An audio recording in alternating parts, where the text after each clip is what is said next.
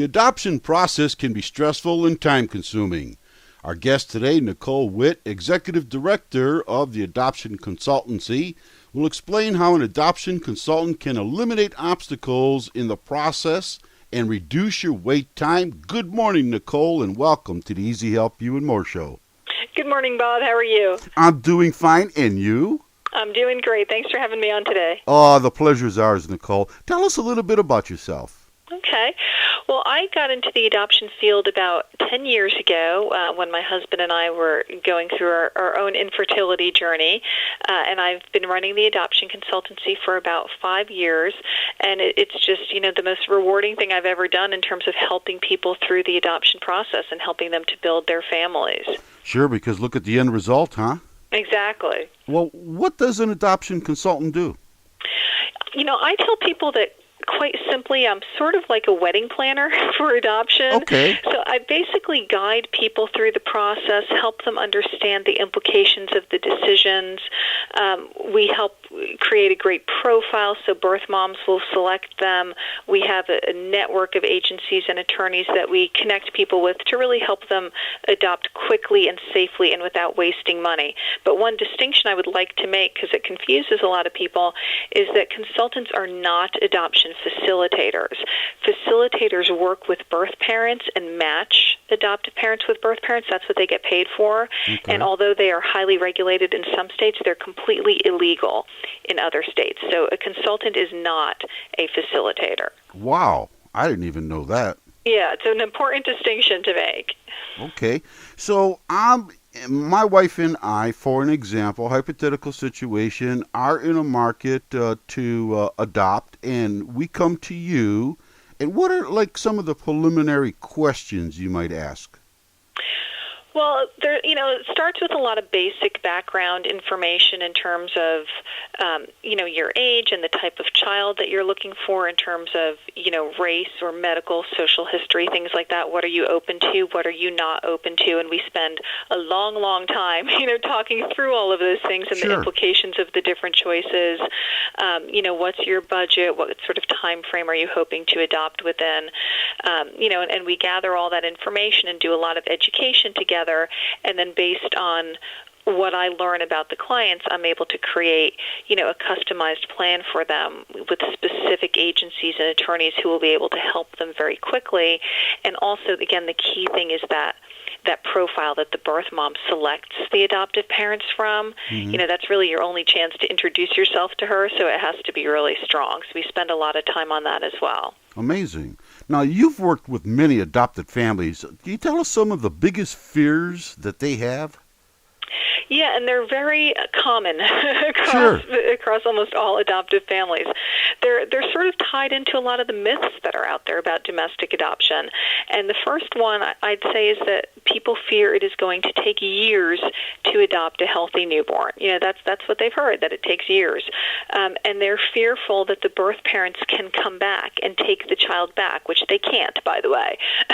Okay. So I think those are the two top fears that people talk about. And then I think there's another one that people don't quite talk about as much, but I think a lot of people are nervous deep down that they worry, will they really love that child in the same way as a biological child? And, the good news is that all adoptive parents will tell you that the answer to that one is yes, you will. Oh, that's obvious, and I think one of the biggest fears is, okay, I've gone through this entire process, now I got this newborn. Am I prepared to upbring this newborn properly? Much like a person having a baby by birth. You have this incredible responsibility on your shoulders for many, many years afterwards. Yeah, and I think one of the important differences, though, is, somebody who has a child biologically has, 9 months to kind of prepare for that. And with adoption, sometimes it goes really quickly. Sometimes you get a call about a baby that was born the day before. But even if you are matched with a birth mom for a few months, people going through the adoption process are so much more focused on getting to the point where they bring that child home, because that's what they've been expending so much energy and resources on, often for years through infertility treatments and all of that, that they don't really take that time to prepare about what happens next. So sometimes they're taken a little bit by surprise at that point. Yeah. And it is important to think through those things ahead of time. Okay, so can I actually adopt a healthy baby of the race that I prefer, regardless of my age or marital status? And if so, how long all this whole process may take? Yeah, absolutely. Again, people always worry that these babies are, the drug babies or the sickly babies, or that you're not going to, a lot of the clients that I work with want to adopt a Caucasian baby, and they hear that there are no Caucasian babies available for adoption. And none of that is true. Babies who are placed for adoption in the U.S. are equally healthy to all other babies placed in the U.S. There are Caucasian babies available. There are babies of almost any race available. And, although if somebody is older, and I would say by older I mean in their late 40s, early 50s plus, or if they're single, that will often slow the process down. It can take a little bit longer to get selected by a birth mother, but that doesn't mean it doesn't happen. I've worked with a lot of people in both of those circumstances, who've adopted very successfully. You just might want to prepare yourself for a slightly longer wait. Now, how about same-sex status? Does that play add a little bit longer to the process too? Yeah, on average it does, but my experience with the same-sex couples that I've worked with is that they've been very open to the race of the child that they'll adopt, and because agencies and attorneys are always looking for families to adopt specifically African-American or biracial African-American children, because there just aren't enough people out there looking to adopt those babies, that can offset any delay that you would get by being in a same-sex relationship. So often they're actually able to adopt relatively quickly if they are very flexible on race. Okay, so let's give an example. Let's say we have a couple 30-year-olds, male and female. They've been married for, let's say, 8 years, and both of them have a stable background. Approximately, how long would this process take? Just approximate. Our average time frame for our clients is about 6 months. Okay. Well, see, I have no idea. So if you would have told me 6 years, I'd have to believe you. So 6 months seems awfully quick to me. No, it definitely should not take 6 years. So, okay, under those circumstances that I provided, I'm not going to hold you to it later on, Nicole, about how much would this cost? Yeah, and that's the tricky question, because it does range just so much depending on each particular circumstance. I would say, unfortunately, it is not an inexpensive proposition. I would say oftentimes you're talking in the mid-30,000s. It doesn't have to be that much. There are adoptions that happen, for in the teens, and there are some that push close to 40,000. But typically, you're talking in the 30,000s. Now, there is a $13,000 tax credit that dollar for dollar can put $13,000 back in your pocket. So that helps a lot of people. And some people are fortunate enough to work for employers who provide or adoption benefits of thousands of dollars. So that makes it more reasonable for many people, but that is often where it comes in. So we're basically talking about $35,000, but it could be would I be right to say it could be $45,000 to $50,000? That's pretty rare. When you get into that range, you tend to be talking more about international adoption. Okay, very good. Domestic, it's very rare that it would go beyond 40. Okay, so if they were, let's say, and I hate to keep picking on the same-sex status, and let's say, let's throw another contributing factor of, let's say they were 45. So obviously, I'm going to assume that the process would take longer. Would then the cost go up also? No, not necessarily. I mean, the cost would pretty much be the same regardless of, again, whether the adoptive parent is single or older or in a same-sex relationship or whatever it is. The cost isn't going to change related to that. Okay, so the $35,000 basically covers everything, your cost, the baby, and...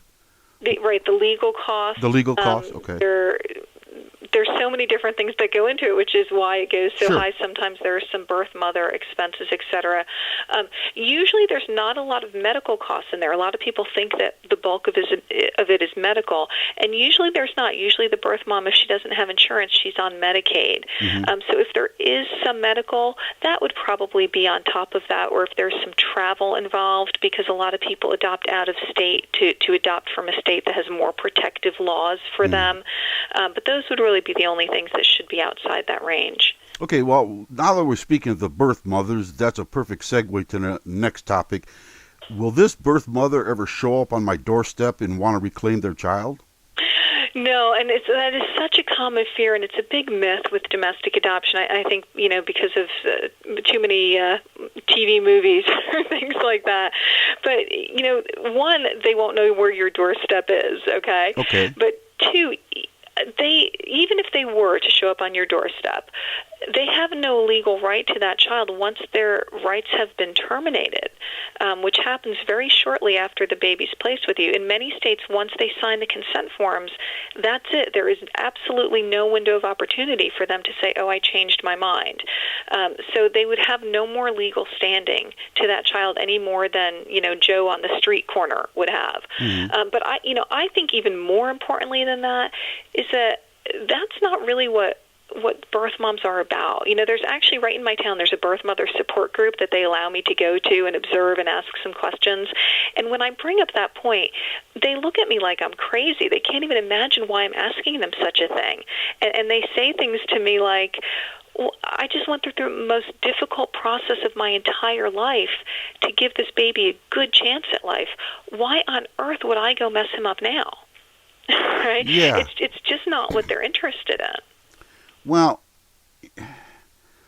maybe not at that time. I'm trying to, and boy, this is difficult to say the least. I'm trying to put myself in that position that, okay, for whatever reason, it could be financial means, could be environment, I can't really have this child, and I wish to put this child up for adoption. And then, after maybe 2 years, things turn around. The wind gets behind my back and things are going good, and I'm saying, geez, oh man, I wish I'd have never gave them my baby up. Do they ever think that way? Again, not that I have seen. Again, that support group that I go to, there are birth moms in there. Some of them are pregnant and considering placing their child, all the way up to birth moms who placed their children for adoption 15 years ago. And I've never heard anybody, voice that kind of sentiment. And I've never, fortunately, had any of my clients, experience that either. So, I think that they understand what they're doing. They understand the choice that they're making. They're giving this child the best shot at a good life. The last thing they want to just do is disrupt his or her life. And if they are able to move forward and make a success out of themselves, a lot of them realize that that's because they placed that child for adoption. A lot of times that affects their goals and their plans and how they move forward. And it's really just a sort of a very positive turning point in their life. Okay, now I know that you primarily get involved with domestic adoption. Do you ever get involved with any international adoptions? I do. One of the first things I do with my clients, a lot of times people come to me and they say, I know I want to adopt, but that's all I know. I don't know Sure. where to start. I don't know what to do. I don't know who to trust. And one of the first things we do is we sit down and we talk about domestic versus international, because it really is the first decision that you need to make. And, we talk about the pros and the cons and the myths versus the realities. There are a lot of myths out there that sort of are against domestic adoption, if you will, that drive a lot of people towards international. But unfortunately, these days with international, there aren't a lot of large, stable programs, running very successfully at the moment. There were a couple years ago, but then Guatemala closed, Vietnam closed, China now has almost a 6-year waiting time. Wow. So things have really changed. It may change again in a few years, and there might be a lot of good international options, but at the moment there really aren't. So almost everybody at this point pursues domestic once they get the facts. Oh. Plus, domestic is faster and less expensive, too. That was my next question, because you had mentioned that, okay, if in China there's a 6-year waiting list? Starting to push 6 years, yes. Okay, so in my opinion, why would anybody be interested in adopting a China child and have to wait maybe 6 years when they can adopt a domestic child? And we're talking about stable people here. Right. And they can perhaps have this whole deal closed in 6 months. Why would they even entertain that thought? Yeah, well, again, I think part of it is because they believe the myths that they've heard. They don't know that they can adopt within 6 months here. They think it takes years here, and they think that means the birth parents are going to be in their life forever, and that's something that they're not comfortable with. So a lot of people who say, I want an international adoption, it's a lot of times the driving reason is because they don't want to ever have any interaction with a birth mother. But again, and for some people, it's definitely the right choice. But for other people, they don't really understand what the realities of a domestic adoption would entail, so they're not making an informed choice. But what I see some people doing now, which is interesting, and I think is a good strategy for a lot of people, people who are waiting for a baby from China right now, were told when they started maybe 1 or 2 years, and now they've been waiting 4 years or so.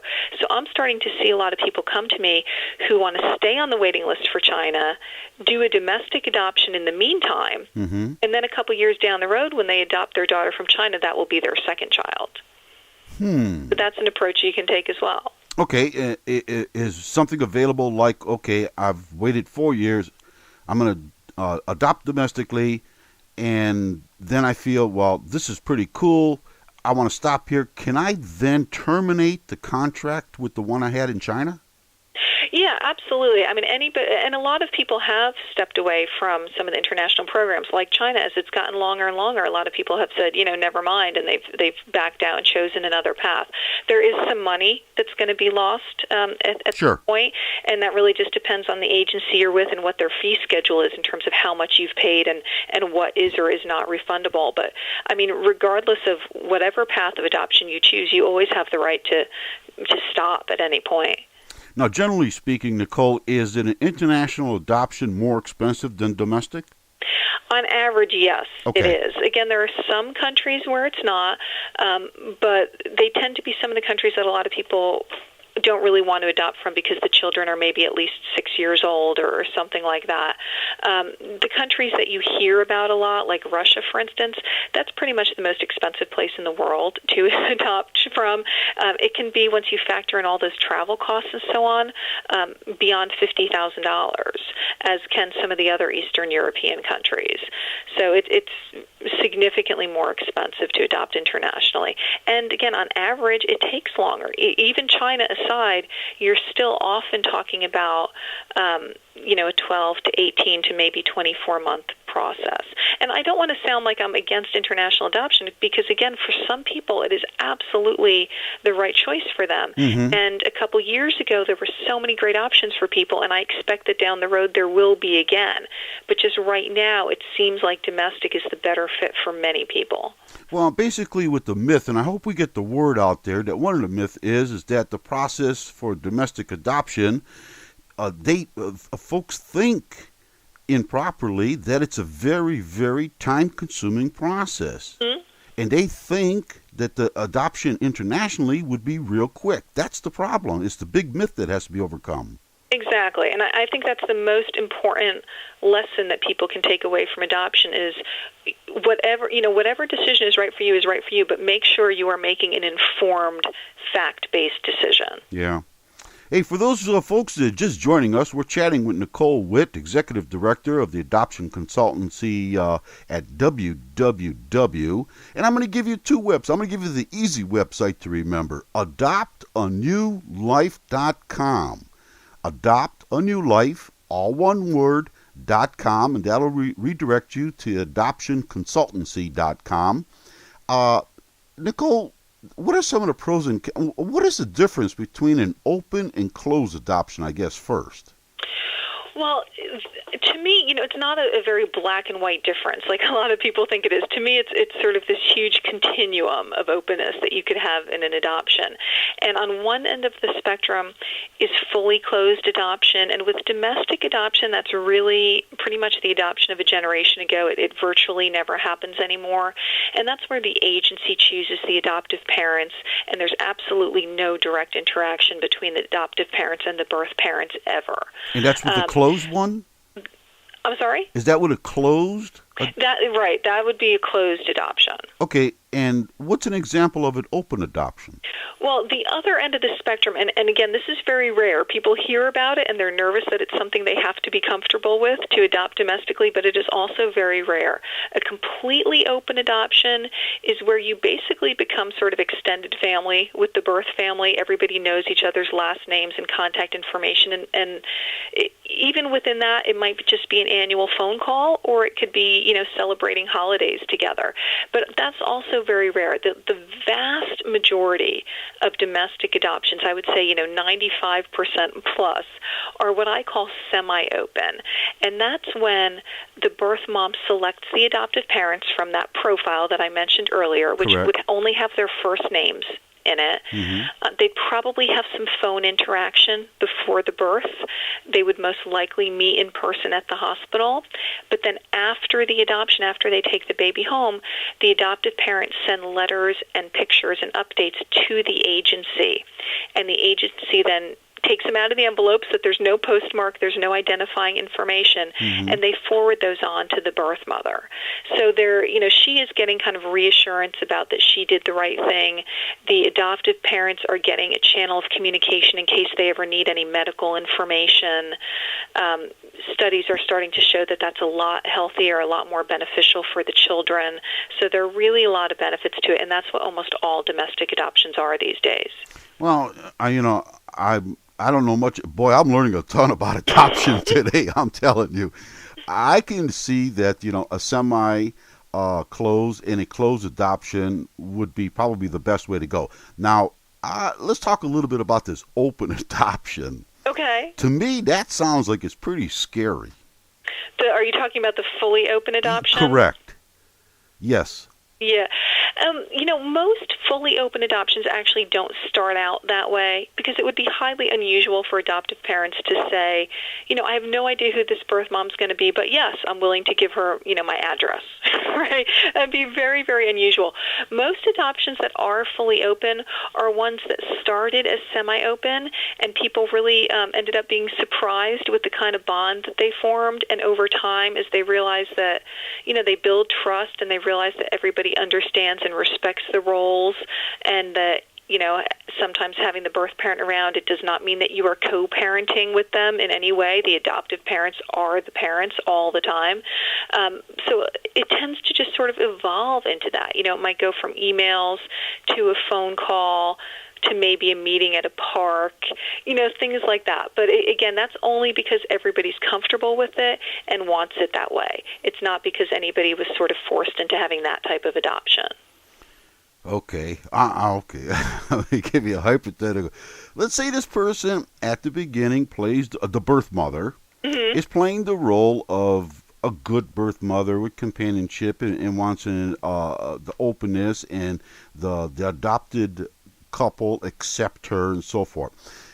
But she has an ulterior motive that is hidden. And I'm really going on a limb here, Nicole, but I have to get this out. So Okay. at the young child's 8-year-old 8th birthday party, she pulls her aside and says, "I'm your mother." Why do I've been watching too many movies or what? Yeah, I mean, again, these days with adoption, sort of the best practices and what people are really trained and learn about as they're going through the process is that the child should always know. It should never be a big announcement to them that they're adopted. It's just part of their story. They should grow up knowing it. Sure. Adoptive parents should talk to the children about it before the children even understand, so that they just always know. And when they get to that point where they're, say 8 years old, they understand adoption. They understand who their parents are. They understand who the birth parents are, or people have different names or terms that they might refer to them. So, if in that scenario, if she were to pull her over and say, I'm your mom, she might say, yeah, you're my birth mom, and here's my real mom and dad. Very good. It's not something that should be a big shock to the child in any way. Very good. You made Bob feel a lot better, I'm telling you. Let's take a moment and talk about some of the terrific services offered at the Adoption Consultancy organization that you are executive director. What do you do? Well, we offer a few different things for people. Our full support program is sort of what I've been referencing, and that's when we really walk people through the entire process, helping, just supporting them all the way through, helping them create a great profile that gets selected quickly, connecting them with agencies and attorneys who are reputable and work in those safe states and are going to be able to place a child with them very quickly. We do things like risk assessment on every opportunity that comes up and so on. Mm-hmm. But for people who don't necessarily need or want all of that and just need help with certain aspects of their process, whether it be the profile or learning about their options or things like that, we have other offerings to meet their needs as well. Great. Now, what types of information can be found at the website? And I will say the website, adoptanewlife, all one word.com. If I go there, what can I expect to find? There's a few different things. A lot of it is information about the services in detail. You can see results from our clients and read a little bit about what their experiences have been. You can learn a little bit more about us. There's tapes of other TV and radio interviews, so you can kind of learn more about us and what we do and how it works. Beautiful. And I had the opportunity to peruse the website, and I will go on record to say it is extremely informative, especially if you want to know something more about adoption in general. But Bob found out a lot of things between that website and talking to Nicole today, that's for sure, and I thank you very much for that. In parting, is there anything else you'd like to add, Nicole? The last thing I'd like to say is just to tell people that adoption works. Right? Everybody thinks, I'm over 40, I'm single, I'm this, I'm that, it'll never happen for me. And it's not true. Adoption works. If you want to be a parent through adoption, you can be a parent. Now, I remember reading some stories is that the people were unsuccessful having their own child for whatever reason. And then they adopted a child, and then she was able to be pregnant afterwards. Yep, you hit on one of the other big myths. Yeah, I mean, is that all it is? Is a myth? The actual pregnancy rate from people who have adopted is absolutely no different from the pregnancy rate of people who have not adopted. So, I've actually had that happen with maybe one or two clients in the 10 years that I've been doing this. Uh-huh. But when it does happen, you hear about it, right? So Sure. People think that it happens all the time, and there's no increase in the pregnancy rate among adoptive parents. Boy, the things you learn on EZHelp You and More show, I'm telling you. Nicole, we at the show would like to wish you continued success and thank you for taking time out of your busy day and joining us. Thanks, Bob. I really appreciate it. Okay, you hold on the line 1 second, Nicole. We'll be right back with more of the EZHelp You and More show right after these short messages.